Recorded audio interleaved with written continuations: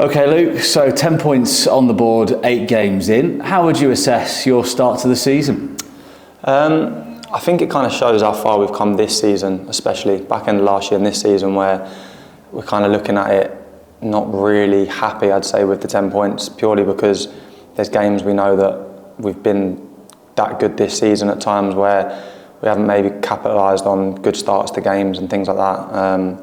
I think maybe Tuesday kind of summed that up, where I think we were in the ascendancy the whole first half, and then maybe came off it a little bit in the second half. So I think maybe 2 points kind of dropped rather than gained, but at the same point, it's another point on the board, and it's again in the right direction, trying to keep clean sheets. 0s and 1s are kind of where you're looking at. So positives to take, but definitely places for us to improve. Is that healthy, do you think, to have that kind of look at it rather than thinking actually it's a better start than last year, so we should be happy with the points total, rather than, you know, looking at where you should be improving and how you can maybe change that going forward? I think every season is different. We've got different players this year, obviously a different manager. So I don't think you can really gauge off of, oh, well, we was on this many points last year, this is where we should be this year. I think we set our own standards this year, especially where we know with the squad we've got, the backroom staff and the manager we've got, we want to be on more points than we are on. So yeah, you can look at the positives from what we got. We lost 2 games in 8, which is obviously better than where we were last year. But again, like I'm saying to you, there's been draws that we would have liked to have turned into wins. So again, there's always 2 ways of looking at it. But I think we're a good group, we're an experienced group that know that there's definitely more to come from us and definitely improvements. And no win in the last 4. How does that affect you, and you're on a small one admittedly, but a little bit of a winless run?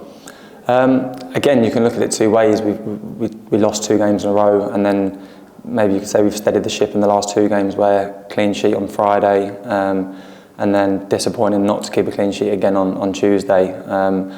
So then you stop that rut of losing games, but again then it gets switched to, like you said there, we've not won in 4. So we're always looking at that.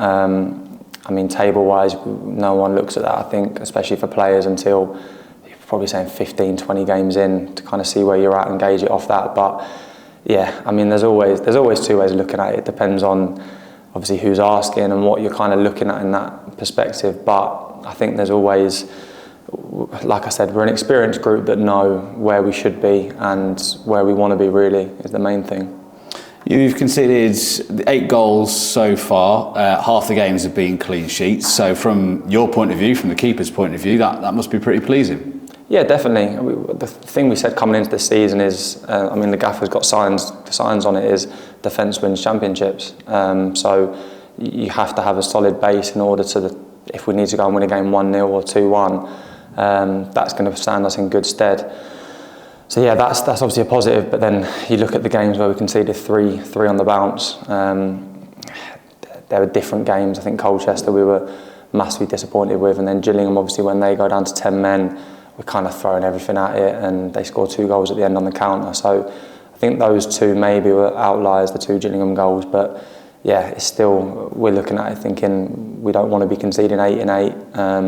The 4 clean sheets are good, but the less goals you concede, the more chance it gives the lads up top. Like Deno the other day, takes his chance so well, finishes it off well, stands us in good stead going into half time and coming out in the second half. So, I mean, yeah, we've said that their goal is, we've looked back at it in detail, we've looked where we could have improved on it, but at the end of the day, they've put a good ball in, and Mez has tried to do the right thing to get his head on it and somehow found the bottom corner. So that was a frustration, but I think as a whole and as a team, defensively, we've been a lot better in most of the games. Does that make it quite frustrating for you as a keeper when you're seemingly doing your job to the most part? You, like you say, the goals conceded tally is pretty good. Clean sheets are coming in every now and again. Does it frustrate you then when up the other end the attackers don't seem to be putting the ball in the net as often as you'd perhaps like them to? Do you know what? No, because there was times last year where we concede 2, where we shouldn't concede it, whether that was through my own fault or whoever's fault, and then the lads are getting us out of it last year. So there's always going to be a flip side of it. There'll be some games where we shouldn't have conceded and we have, and then the lads up top have got us out of it. It's not for a lack of trying, it's not for a lack of effort. We're out on a training pitch every day trying to put that right. The strikers we've got in the room, we know they can score goals. like I just said there, I was so happy for Deno to get his goal, especially after the one he missed earlier on in the game. But I just think, and I know it's an easy thing to say in football, but just keep getting yourself in the right positions, and then just take your chance when they come. And I think Deno kind of epitomised that. And then I'm sure the other lads as well will be itching at a chance to get one too. Is it a case of sticking at how you're going about things at the moment, not to panic too much, given, like we say, it was a winless run, but a small one at the moment? Yeah, we're definitely not panicking. Like I said, if we were a young group that kind of hadn't been in this situation before, in past seasons, past teams, whatever that may be, I think maybe you could start looking at it in a negative light. But because we've got such experienced heads and older lads in the team, it's kind of just like, right, okay, we've half steadied the ship now, kept a clean sheet, conceded one obviously the other night, but small steps to then build on to then hopefully push ourselves back in the right direction. And MK Dons are in a similar position in the league to yourselves, going away there. How are you feeling ahead of that one? Yeah, we're excited for it. I think we know what they're about. We know they're a kind of possession-based side that play like a back three, back five. So I think it's more the fact that, and the gaffer's great, he doesn't look at teams and go, right, that's how they do it, right, we need to set up based on them. It's, we know what we can do, we know the positives we have, and it's just about pushing that through and kind of showing that on the pitch, really. I mean, the gaffer gives us all the backing. It's just then trying to repay it. And like I said, football is about taking the chances. It's keeping the ball out of one net and putting it in the other. And just marrying them two up in the same game is obviously easier said than done, but I think we're in the right direction. We've got a good base at the back, and then it's just going the other end and doing the same thing. How does it feel playing at MK Dons? Because it's a huge 30,000 seater stadium, which wouldn't look out of place in the Premier League, really. But given the attendances they get, I think it's around sort of 6,000-7,000, something like that. It must feel quite empty when you play there and quite big. I mean, how does it feel from your perspective?